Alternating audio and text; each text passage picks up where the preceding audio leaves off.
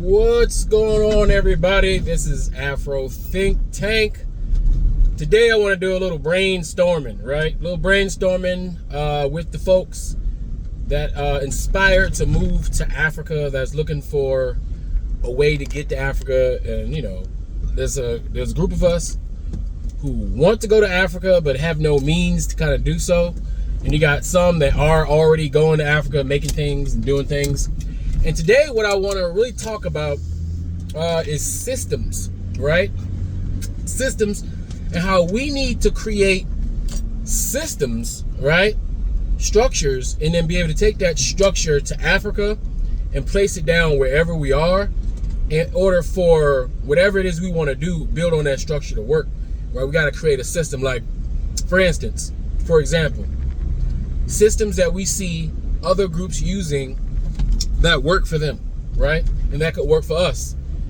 We have Asian people, they come over here and they pull themselves up into like one location, and they create a system to where their businesses and everything is in that area. And from that location, we call those Chinatowns and things like that, and little Koreas.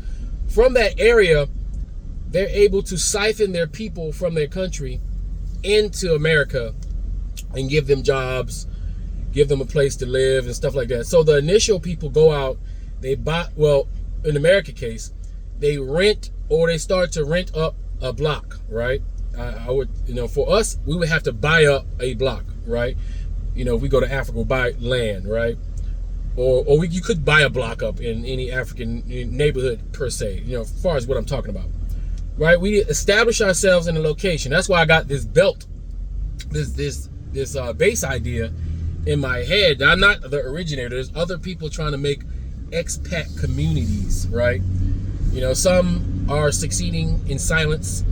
Some have failed in silence. Some have succeeded in the public eye. Some have failed in the public eye, right? But I think that the reason why a lot of them have failed is because they didn't set up the proper system for it to operate effectively. Because you got a lot of people that set up systems, then they want to control what happens within the system, and then it becomes an oligarchy, it becomes a dictatorship, and people who want to participate in that system don't want to feel restricted. They don't want to feel like they have to they don't want to be in the control of any other entity while they're trying to do their own thing, right? But it has to be a balance, because you need a system that has rules, regulations, checks and balances, right? So that the system can maintain integrity, right? Like funding, right? A system has to be able to fund itself in order for it to operate. So let's say, for example, you know, we go to, my idea, create a base, right? A base would consist of buying a large amount of land, right? Maybe like, for example, 40 acres. Right? Like, let's just take 40 acres because we all can visualize 40. Let's use the 40 acres. Let's do that, right? You know, you're familiar with 40 and acres, right? Let's use that.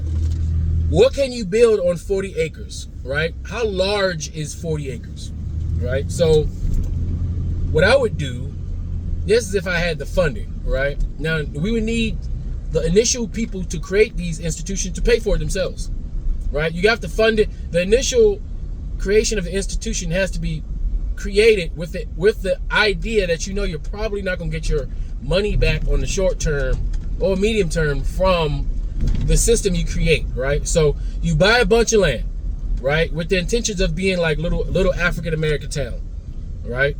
And then what you do is you create housing, because when you make a base, you need a barrack. You need a place for people to live, a place that's comfortable, all right, where people can live and be sheltered from the economics of outside of the base, be sheltered from this disparities that's happening outside of the base, meaning that the base should have water, solar power, right? So that the people who are coming on the base have a place to live, they have access to clean, filtered water, they have access to power 24 hours, no matter what happens outside. You have to protect the base, right? Then you have like a business center, right? Maybe a place where you could go to have meetings with the people and partners that you're gonna meet on the continent from whatever country you're dealing with, right? A safe place that you feel comfortable doing business in, right? Where you have maybe computer centers where you can utilize computers, printers, copiers, fax machines, telephone, all things a business needs to operate, fax, file, copy, and send, and all that stuff, right? So you have all those things in a convenient business center kind of complex where you can even empower the locals who have their own businesses that may need that type of technology and equipment to operate and run some of this stuff too, right? So make like a communal area where people can come together and do whatever they need to do to get whatever they need to get done, right?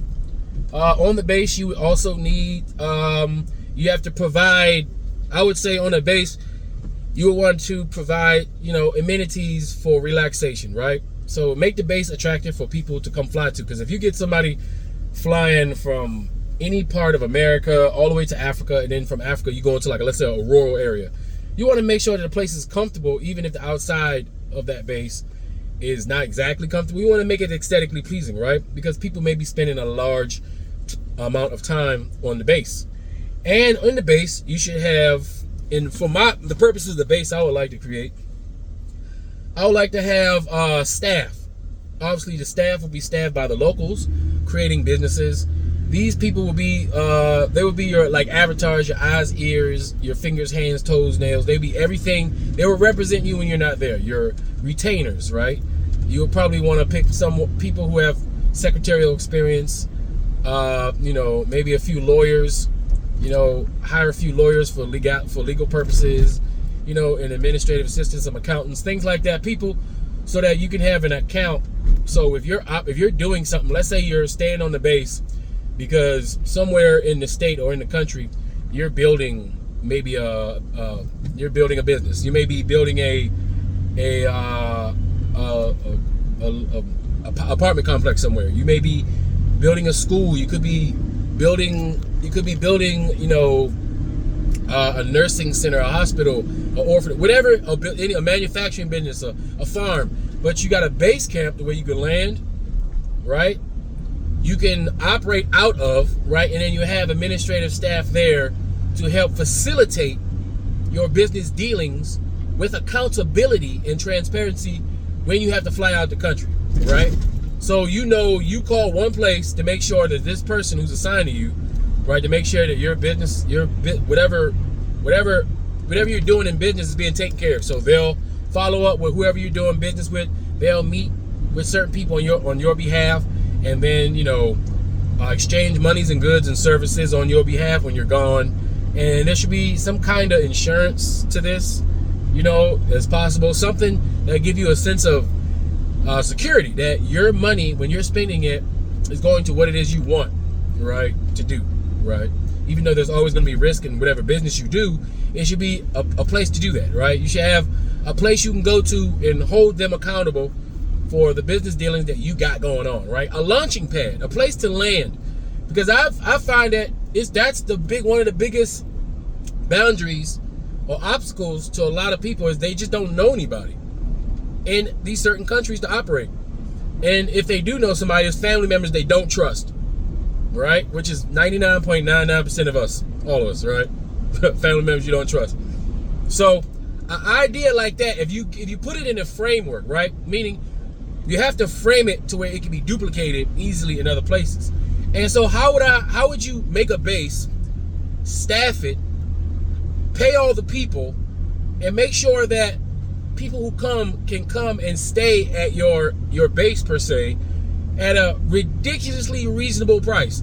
So for the average American, it would be ridiculously cheap to stay there, but for the average, but we're still within reach of the average Nigerian, because I'm talking about Nigeria, who wants to stay there. So it needs to be within reach of the diaspora, and it has to be within reach of the Nigerian who also wants to use the business center to connect with businesses that's in America, right?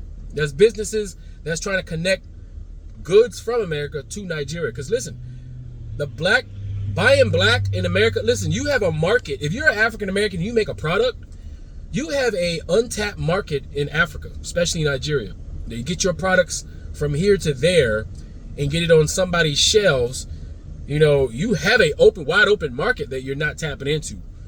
So any African American product, any Afro-Caribbean product made in the Caribbean, made in the United States, made in Central and South America by the people, the black people from that country, you have a total market of Africans who would love to purchase those products. And if your products is what you consider a high value product, and it has a high market price to it, you can also sell it for what you believe it's worth compared to the economy that you're selling it in, right? And you don't have to really, you don't have to like cut your stuff down because you don't think people can afford. Look, people can afford things. Poor people buy what they want. Middle class people buy what they want, and rich people buy what they want. Everybody buys what they want. If they really want it, they're gonna find a way to pay for it. I.e., look at the black community. Look at the poorest parts of the black community in America.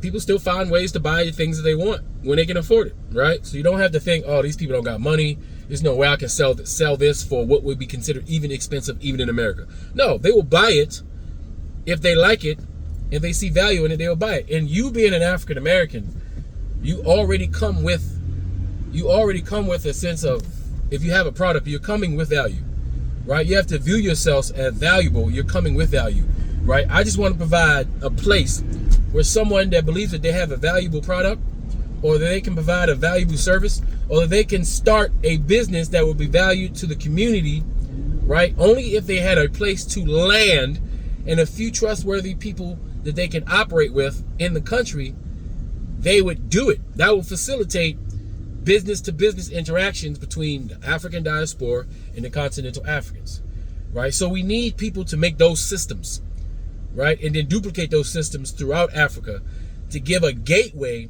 for African Americans who may not have enough money to go and buy a bunch of land, build a bunch of houses, build a business center and all that. They may not have the money, the time, or logistics to do all that, but they got the money and time to manufacture their product, find out if they can manufacture their product over there cheaper with similar materials to expand and grow their business into Africa, so they can go from being a local business in America that sells to the neighborhood and to a few people online to becoming an international business that's selling to a market filled with billions of Africans, not just 45 million, 50 million African Americans, but billions of Africans who are clamoring for exotic goods and services from their own people across the globe, right? So that's kind of what I want to do, but I think that we need to build systems, and I think there's waves of that happening. Anybody who's going to Africa now, they're building systems and institutions, right? Those are the ones that either have the money or they're really good at using the money that they do have to make it happen over time. Then after that, the second wave will be those people who utilize those systems to build other businesses throughout the continent of Africa that will benefit not only African Americans, but benefit the continent of Africa. And here's my overall thing, guys. A lot of people will say, well, Pan-Africans, why spend so much time building systems in Africa when we should be building systems in America for African Americans to thrive within America? Because African Americans have all the goods and things that you would want to build a business. Why not just do it all here? Why go to Africa? What about the people here? Well, what I will say to that is, it's much more difficult to build systems in America, as there's already established systems in America that has monopolized a lot of the industries, right? So it's hard for the average person, even a person that's above average, it's hard for them to build another system on top of a system. Plus, the systems here in America are attached to laws, and laws stop other people from building systems, right? Like, for instance, housing right now is terrible in America. There's so many homeless people living in their cars, living in the woods and this and that. But it's illegal to be homeless because the system says if you're homeless, you are a vagabond and you're a criminal and you should be treated like a second-class, third-class citizen, right? You can't just go into the woods and build yourself a shelter and live there. The system says that's illegal. You can't just, if you have a house and you decide to collect rainwater from nature to supplement the water in your house in most plots in America, the system says that's illegal and you can go to jail for that. The system in America says, if somebody wants to put a small self-made solar power system and build it up slowly over time with their own money to power that house fully, the system says that's illegal. You have to buy your solar panels through designated private corporations that get government subsidies to put those systems on top of your house, so that in order for you to benefit from that. If you try to do it yourself, it's illegal. They're gonna do something. They're gonna punish you. They're gonna take it off your house. They're gonna fine you. So there's so many systems in America that are locked up with corporations and governments that do their bidding, to where African Americans is hard for us, because we have to deal with not only dealing with the system, but the system of racism on top of the system that already makes it difficult. So it's hard to do things in America. Plus, it's too expensive. It's too expensive. You need $100,000 to even start pretty much anything that you deem to be commercial, almost, in this damn country, right?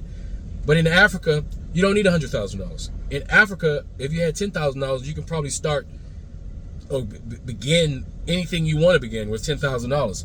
In Africa, you can buy land and build on it, and the system is not going to tell you, for the most part, unless you're buying land that's not freehold, right? If you're going to like countries like Ghana, where you don't own the land and you're trying to do things that require you to own the land, that you may have some complications there. But like in Nigeria, you own the land. So when you buy the land, right, and when you buy the land, you can sit there for 9 months after buying the land and stack up your bread to get ready to build a structure, because you're not paying a monthly tax on that land.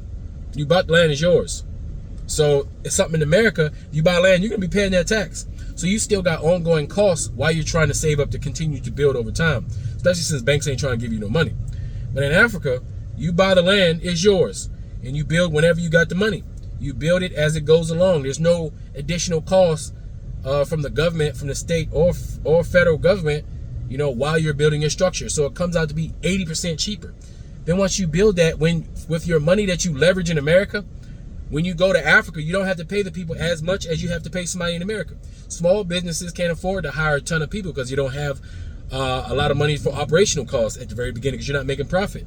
In Africa, it'll be easier for you to afford a staff of 10 versus a staff of 10 here in America. A staff of 10 here in America, if you're going to pay them anything decent, you got to give them at least living wage, at least minimum wage. And most people can't afford to hire 10 people in America on minimum wage.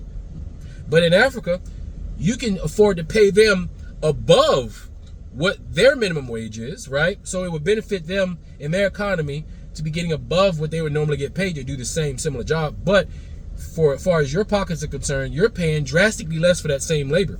The same way all these other corporations, why do you think they outsource businesses to other countries? Because it just costs too much to hire an American. It's just what it is, because the cost of living, everything goes up here, right? It's just drastically too expensive here. But over there, you can afford to build a structure. Once you build it, it's yours. You can build your solar power system. Once you build that solar power system, there's no monthly rent. Your solar power belongs to you. It's yours, as if you built it yourself. The upfront costs. Your water, you dig your well, you build your well. Once you get your water situation set up, that's your water for life. That's your water. There's no water bill. So you don't have no electric bill, no water bill, no tax bill, no commercial rent bill. So you take all that overhead away, you're able to use most of your money to go into the betterment of the operation or the products in your business. You'll be able to spend that money to advertise. You'll be able to spend that money to build.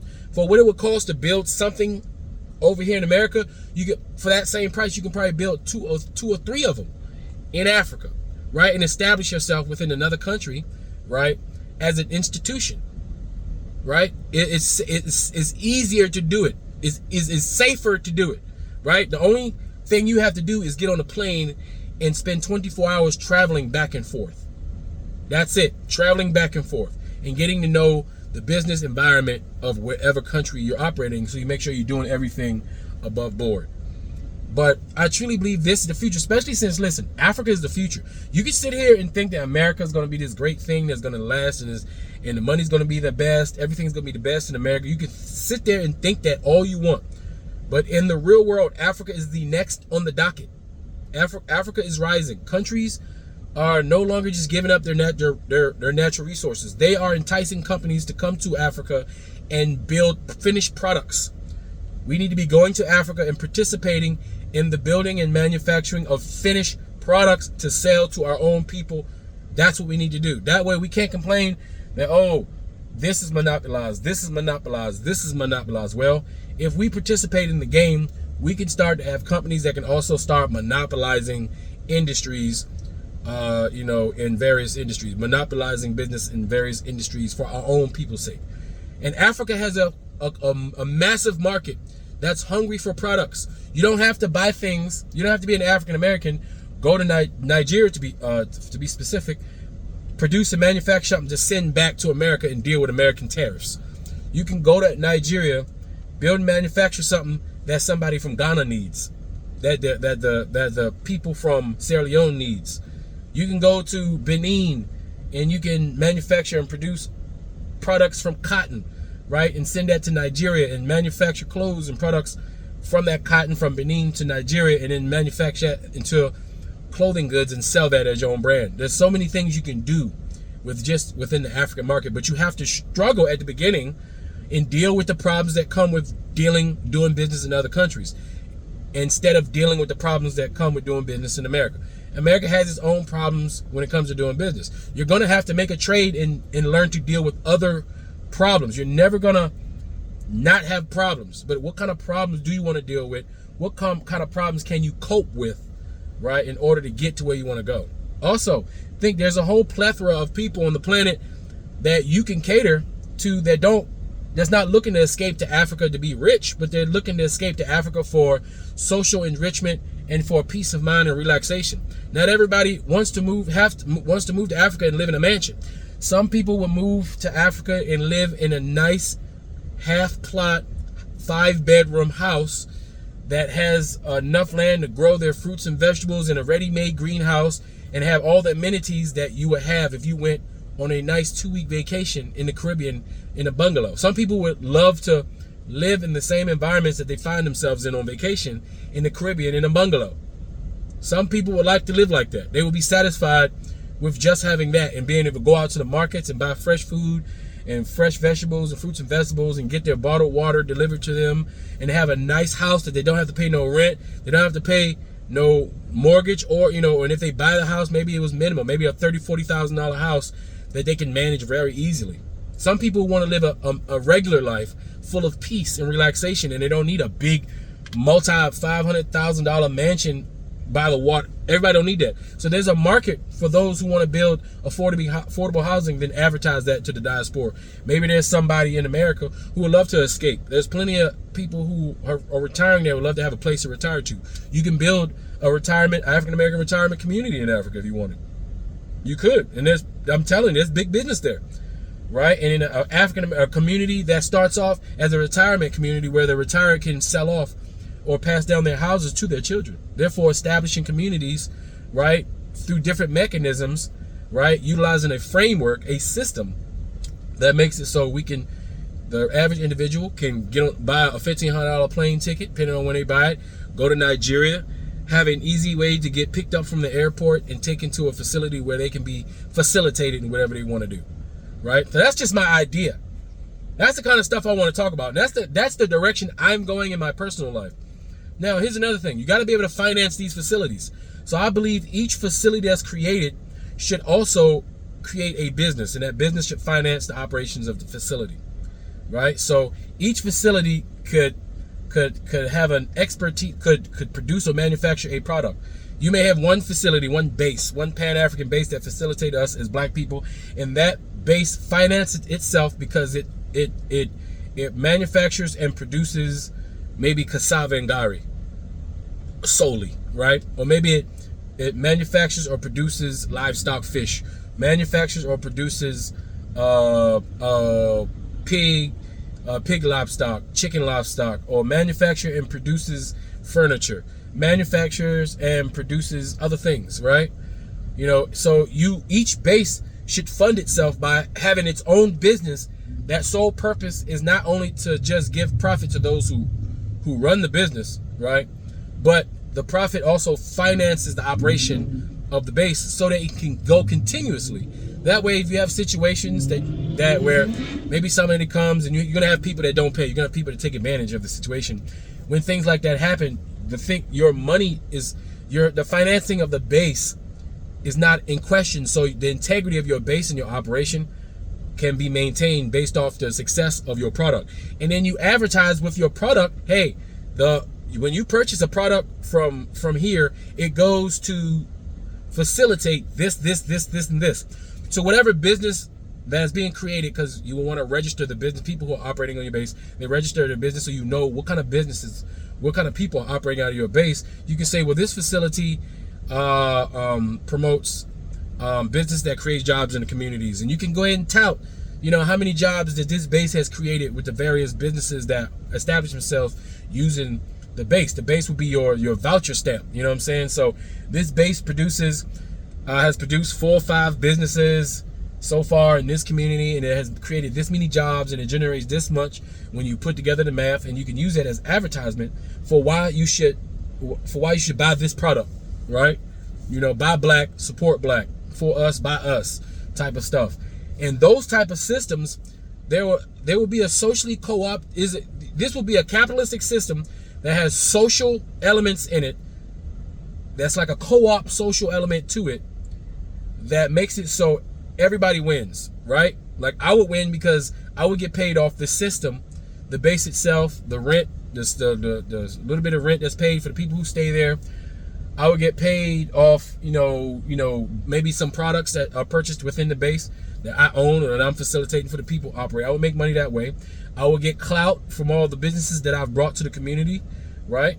As a business developer, right? I would get clout on both sides. That would give me a great reputation, and it will also facilitate my personal businesses I have on the continent. It will help me build up my businesses in the continent because I'll be a part of it too, right? So it's a win-win-win situation. We have to find a place to connect the business-minded people in Africa, in the countries who want to create jobs only if they had the systems to do so, and the Africans in America who are bogged down by the everyday monthly freaking bill cycle that crushes us, right? Giving us a little space to try to operate with the money we have left over after being graped by the government, every month, and try to build something to where we don't need this anymore. We have that. And how do you bring that back to America? Because I kind of didn't touch on that the way I should fully. Once you become big enough in Africa, right? Once your institution becomes safe and secure in a place where there's no white people to destroy your business, there's no white people to sanction your business, you can do and say and be as pro-black as you want with a business that's being built by black people, for black people, in a black place, way over here, safe away from white people, in an economy that's growing and being built for black people now, right? You'll be able to take that money, because eventually you'll be making some real serious money, even in American standards, right? And the currencies of all these countries are going to go up. So it's smart to be buying into the currencies of these countries now. Why they are so low? Because later on, when the currency dynamic changes, you'll be glad that you have money in different denominations. Then you can turn around and come back to America, and you'll have enough money to be able to compete in an economy that requires hundreds of thousands of dollars to start, because then you'll have that money to be able to come into black communities and do the same thing you did in that African country. You'll bring that, utilizing the systems that you created and built, utilizing the infrastructure that you built with your partners in the African diaspora globally, and you'll be able to come with the people power, institutional power, and the know-how to come to any black neighborhood and duplicate what you did in that black neighborhood, and while also creating a bridge and giving your youth and your less fortunate in your black neighborhoods to be able to either get to Africa, to get to one of your bases, one of your communities in wherever various countries that you're in, or to be able to benefit from that, whether they go there or whether they benefit from a product or service that's being created or manufactured or produced over there to benefit them here. So we can start insulating our African American family, our African diaspora family that's moving here, insulate them from the other institutions that's built to facilitate Europeans and in Europe. So if you guys kind of understand what I'm saying, that's where I'm going with this. That's the direction I'm now. Am I gonna be able to be successful in my journey? I don't know, right? But that's not gonna stop me from trying. Whether I fail or succeed, I'm going to go that way anyway. Whether I have support or I don't, I'm going to go that way anyway, because it's all about taking that step forward, no matter what the obstacles are in your way, no matter how frustrating or painful it is to take the next step forward, if enough black people take those difficult steps forward, it will create a path to where our descendants will be able to have a smooth path to walk towards their dreams. Anyway, that's all I got to say. Tell me what you guys think in the comment section. This is Afro Think Tank. Learn some, teach some. I'm out.